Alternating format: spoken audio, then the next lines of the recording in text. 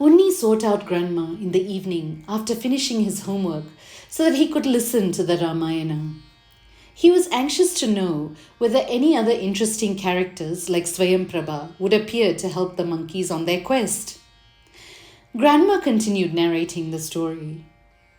The monkeys combed the forest in vain for any sign of Sītā Dēvī. Angada became despondent. He addressed the other monkeys. My dear friends, we do not know how many days we spent in the enchanted cave of Swayamprabha Devi. Sugriva is both powerful and short-tempered. If we don't get back with news of Sītā Dēvī soon, he may kill us, just like he killed my father. I'm sure that we've already tried his patience, and I dread his anger. Therefore, I'm not going any further. I shall end my life here itself. You may return. The other monkeys started chattering amongst themselves. One of them had a great suggestion. He said, Let's return to the cave, which is like heaven. Nobody will find us there. We can live in great comfort. Hanuman, who was listening to their disheartened talk, said, Angada, why do you harbor such insecurities? Sri Rama has great affection for you. He knows how capable you are. Don't heed the opinions of these foolish monkeys. Let me share a secret with you. Sri Rama is the incarnation of Lord Vishnu. He was born to obliterate the Rakshasas. We were born to serve him. Therefore, cast away your despair and continue leading our efforts. We will surely meet with success. Hearing Hanuman's words, Angada became calm. The monkeys searched the Vindhya ranges, looking for some sign of Rama's consort. Finally, they reached the Mahendra mountains. From the peak, one could see the ocean stretching away to the south. They couldn't see the way forward. How could they possibly cross this vast expanse of water? The monkeys were disappointed and dispirited. Fearing Sugriva's wrath, they decided to end their lives. Spreading darba grass on the sand, the monkeys lay down to die. Unni said, That's terrible, Grandma. Poor monkeys, what happened to them? Grandma continued, Don't worry, Unni. Remember that they are on the mission of Sri Rama, who will surely keep them safe. When the monkeys had laid down, a huge old vulture emerged slowly from a cave in the Mahendra mountains. Looking at the monkeys, he said happily, I was starving. I have become so old and weak and have no wings to fly and catch my prey. God has brought me food right in front of me. I can eat the monkeys when they die. The vulture's words unnerved the monkeys. They began lamenting to one another. Oh, what a terrible fate we have met! This horrible old vulture will tear us apart and gobble us up one by one. We have failed Sri Rama, and we seem fated to die at the cruel beak of this bird. We must be great sinners. Look at how blessed Jatayu was. He died fighting for Sri Rama and attained salvation. The old bird was listening keenly to the conversation of the monkeys. He suddenly interrupted them and asked, Who are you? The name of Jatayu is nectar to my ears. Come near me. Don't be afraid.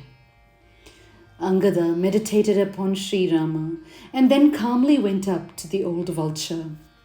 He told him who they were and described their quest. He narrated Jatayu's heroic act in trying to protect Sītā Dēvī and how Rāvaṇa had mortally wounded him. He spoke about how Jatayu had lain patiently, waiting for Rama to come so that he could tell the Lord who had abducted Sita. He related Jatayu's last moments being caressed in the lap of the divine prince Rama and how Sri Rama had himself performed his final rites. Now please, tell us about yourself, asked Angada. The huge bird said, I am Sampati. Jatayu was my younger brother. Alas, he died before me.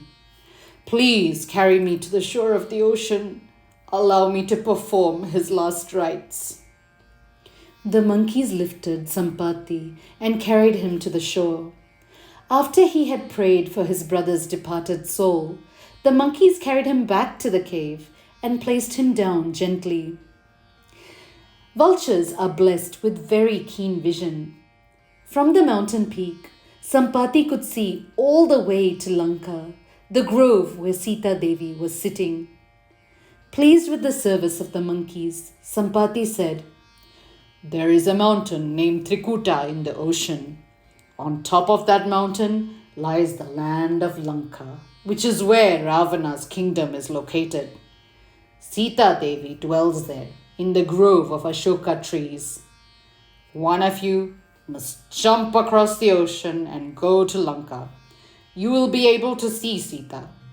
Once you have made sure of her whereabouts, go back at once to Sri Ramachandra and give him the news. Sri Rama has the strength to kill Ravana. The Rakshasa who killed my brother must be destroyed."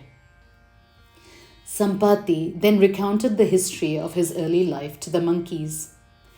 A long time ago, Sampati and his younger brother had raced each other up to the skies to test their strength and swiftness.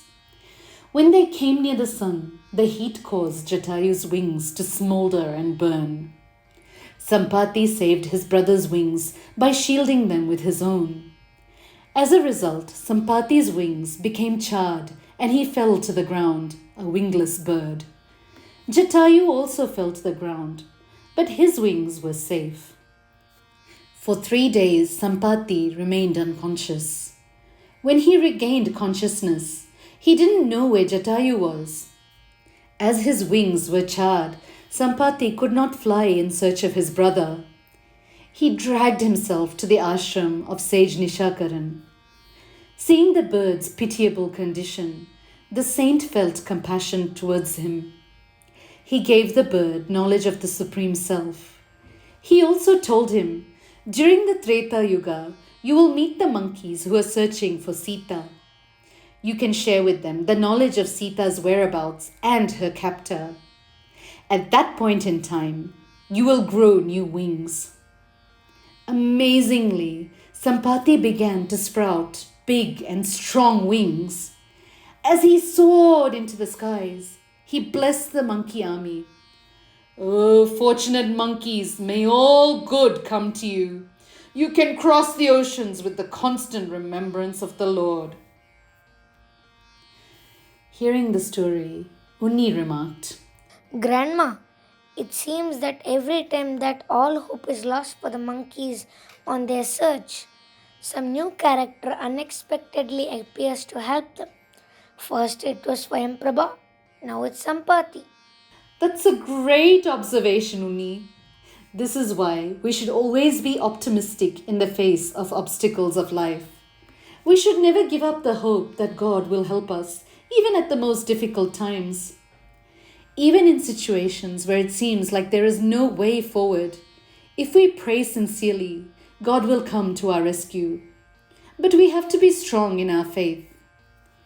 Amma says, a real believer is full of strength, immense strength. Nothing can harm him. All of life's obstacles, whether created by human beings or by nature, will crumble when they hit against the firm and stable faith of the believer. If you see, though Angada and the other monkeys faltered, Hanuman never lost his faith. He was always determined to do the bidding of his beloved Lord and never wavered when there were challenges. Hanuman sets an example for us to remember that we should always maintain our conviction in God, who will surely show us a way forward in the face of obstacles.